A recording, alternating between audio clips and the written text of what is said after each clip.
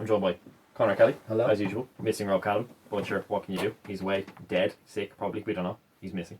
And today we're going to talk about Jose Mourinho and his treatment of wide players and how maybe it might be unfair towards them. He expects them to do too much. He expects them to do too little. Conor. This is an issue that cropped up again this weekend, I think, judging by Mourinho's post-match comments regarding Eden Hazard. He didn't play Eden Hazard against Aston Villa at the weekend, left him on the bench.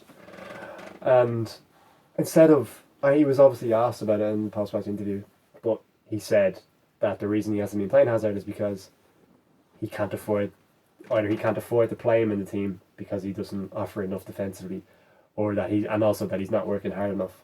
Which for me, I think, is one systematic of one of Mourinho's failings as a coach, in that he always sees the defensive side of a game rather than the attacking side of a game, which, to be fair, Hazard hasn't been good this season at all going forward. But I think a large slice of that is to do to the way Mourinho has been playing, which is at times, essentially he's been asked to track back fullbacks all the time, work hard defensively, and at times even he appears to be like an auxiliary wing back, like the way he's been forced into covering his fullback, and also just the predominant thought in his head is to run backwards.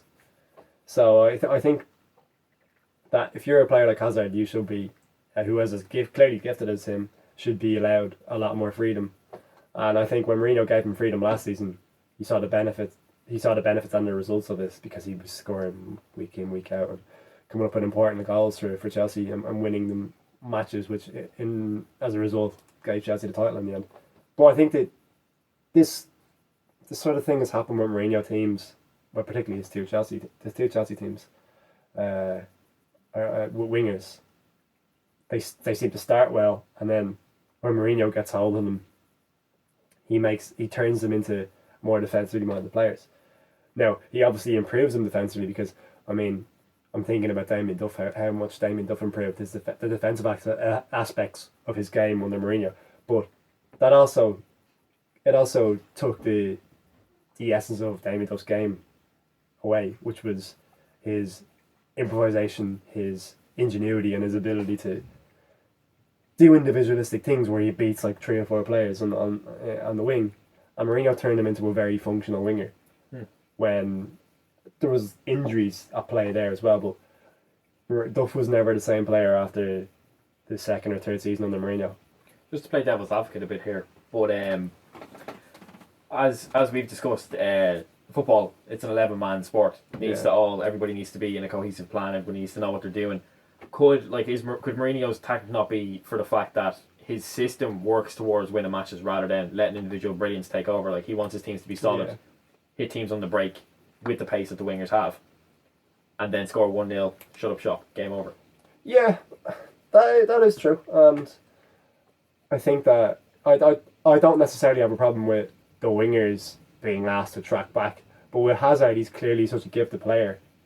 You give him the central freedom that, let's say, at times Oscar had, and at times Fabregas had for Chelsea last season, where Fabregas was not allowed free rein, but he was basically absolved at times of doing the tracking back. He was still pressing, of course, but he wasn't expected to drop deep all the time and track a player. His predominant role in the team wasn't to cover his fullback or cover another player in the pitch. It was to get on the ball and make things happen in the final third.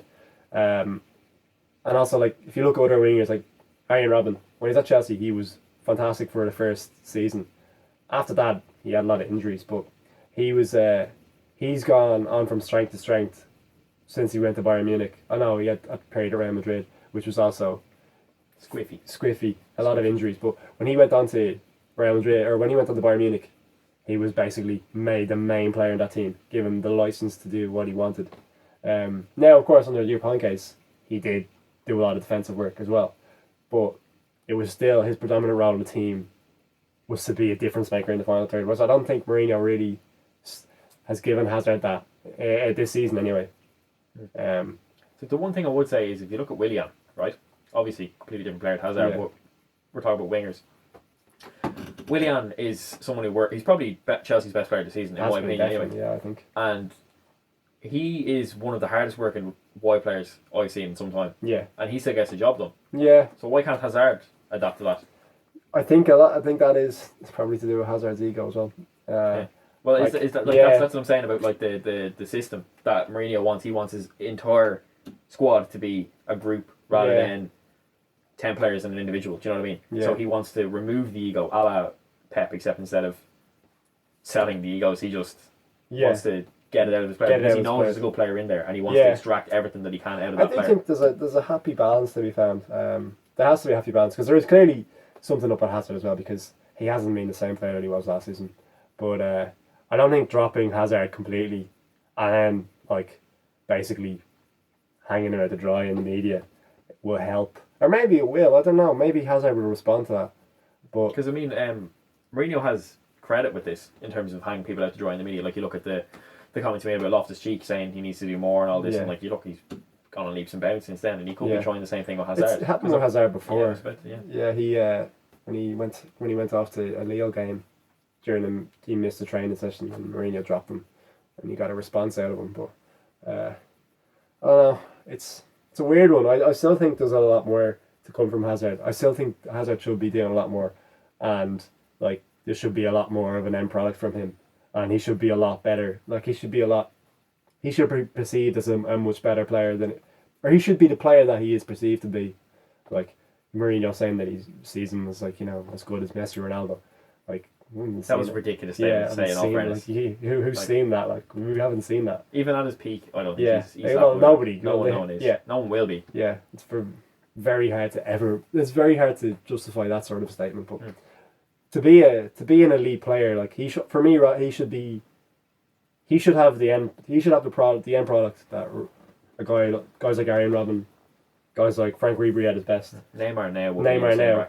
Scoring 20 plus goals a season, getting that number of assists as well, which I don't think Hazard, like he's come close to it, but he still gets sent a lot more.